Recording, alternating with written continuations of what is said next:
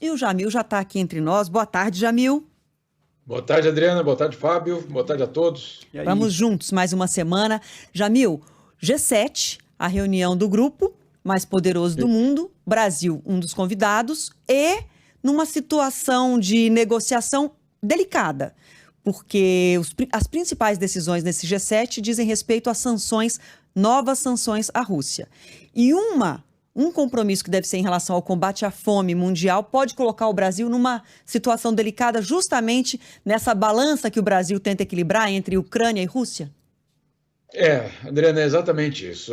Balança nunca é muito fácil de ser equilibrada, muito menos no meio de uma guerra, né? Então a posição brasileira, obviamente, já é extremamente, eu diria, delicada, por ser tão difícil mesmo você fazer ou se apresentar como um eventual facilitador. Muito bem. A questão é que o Brasil volta ao G7 depois de muitos anos de ausência. Então, ir ao G7 é fundamental, é um dos principais fóruns justamente de debate internacional, é onde parte da política externa passa e basicamente onde as decisões são tomadas, de fato, ou pelo menos as impressões sobre o mundo são colocadas ali de uma forma muito clara. Muito bem, então é importante que o Brasil volte. Agora, o que é o G7 hoje?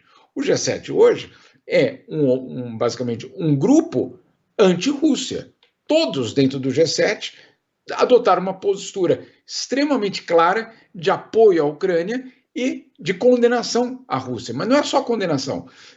O G7, por exemplo, durante a cúpula em Hiroshima, vai anunciar novas sanções financeiras e na área de energia contra a Rússia. Então, é obviamente uma situação complicada para o Brasil. Agora, vamos entender o que é a participação do Brasil no G7. Primeiro, o G7 se reúne, de fato, os seus líderes se reúnem e vão assinar um compromisso entre eles. E aí é um compromisso só dos 7 países. Muito bem, o Brasil não entra nessa. Vamos dizer assim, na sessão na qual o Brasil participa, uma declaração também vai ser assinada. E aí é uma declaração sobre a garantia de que a segurança alimentar possa ser, claro, um compromisso de todos. Mas aí que vem a pegadinha. Segurança alimentar, por que tratar de segurança alimentar? Porque estamos preocupados com os famintos do mundo? Não é só isso.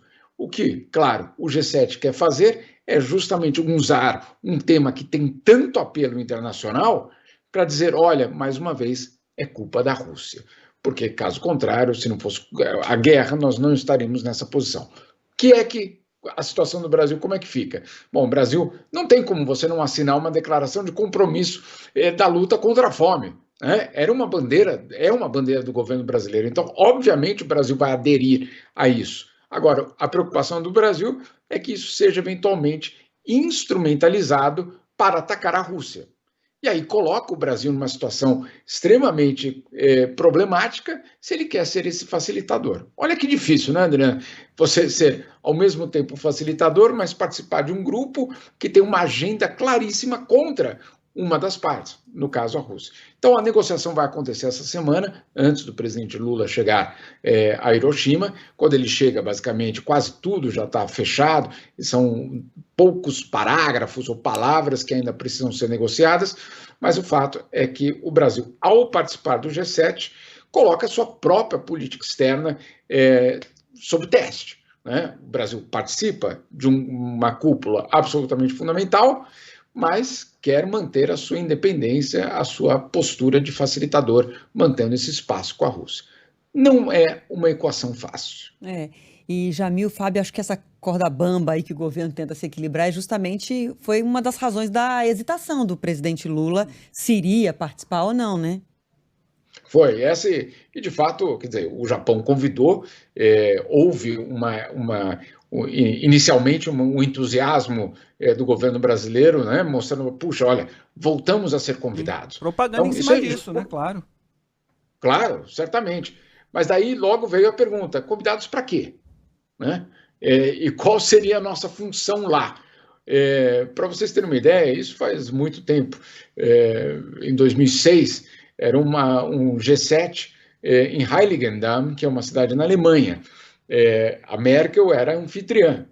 A declaração final saiu antes da reunião com os convidados, entre eles o Brasil. Né? E aí ficou aquela pergunta, o que é que nós estamos fazendo aqui exatamente, se a declaração final nem passa, ou nem espera a nossa reunião com os convidados, né, no caso.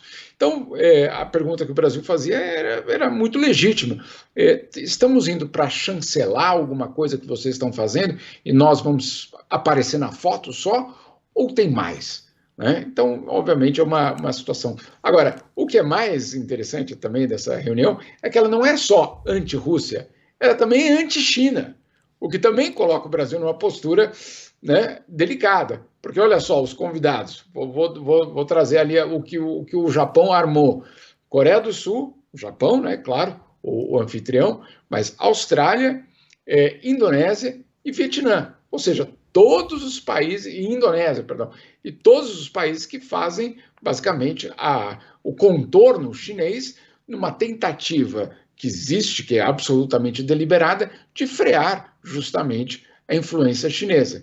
Então, esses convidados, eles não são convidados por acaso, eles têm um valor estratégico muito grande e é mais uma pauta bastante complicada para o presidente Lula, porque, afinal de contas, ele acabou de voltar da China como o melhor amigo do Xi Jinping. Né? Então, enfim, mais uma equação difícil de ser fechada na política externa hoje. Essas amizades são difíceis, né? A gente botar todas elas no mesmo tabuleiro, jogar todo mundo na mesma direção, é um pouco complicado. O Fábio falou dessa propaganda, né, de voltar a ser convidado para o G7, eu lembrei do Cazuza, né? Não, me convidaram para essa festa nobre, no caso, né, em vez de pobre. Não dá para negar um convite do G7, né, Jamil? O problema é esse. O problema é juntar as peças todas no tabuleiro. Seria extremamente complicado rejeitar um convite por vários motivos. O primeiro quem vocês acham que vocês são também, né? Tem que ficar aquela... vocês são maiores do que o G7 ou não? Ou qual é a arrogância de uma diplomacia que vai falar não para um convite do G7? Ao mesmo tempo, é dizer, calma aí, eu estou sendo convidado para chancelar o poder de vocês? Não. Né? Quer dizer, para dar credibilidade a vocês... Os países em desenvolvimento estão sendo convidados para vocês justificarem a existência de vocês, também é extremamente complicado. Então, não é uma... Eu me lembro, para vocês terem uma ideia, logo depois da crise de 2008, com a quebra dos bancos, etc., vocês se lembram como o G7 se esvaziou e ganhou poder o quê? O G20. Né? Porque aí você precisava, obviamente, os países emergentes com muita força atuando. E naquele momento, um certo chanceler brasileiro, Celso Amorim, chegou a dizer que o G7 era coisa do passado. O mundo gira. Obrigada Valeu, demais, Jamil. Jamil. Está de volta amanhã aqui entre nós. Valeu, Jamil. Abraço. Bom dia a todos.